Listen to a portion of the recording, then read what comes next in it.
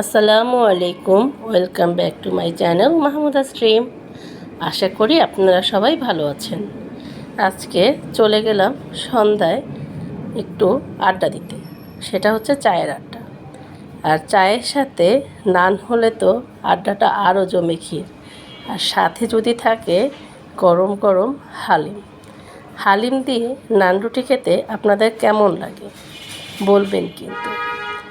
আর আমার তো হালিমের চাইতে চা দিয়ে নান রুটি খেতে ভীষণ মজা লাগে। আর চা ছাড়া আমার চলেই না। আপনারা কে কে সন্ধ্যায় চা প্রেমী আছেন জানাতে ভুলবেন না। আর আমার এই ভিডিওটা আপনাদের কেমন লেগেছে সেটাও বলবেন। তো আজকের হালিমের থিকনেসটা খুবই সুন্দর ছিল।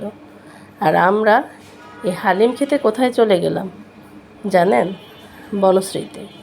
বনশ্রীর একটি সুন্দর রেস্টুরেন্ট আছে, সেখানের চা এবং হালিম খুবই জনপ্রিয়।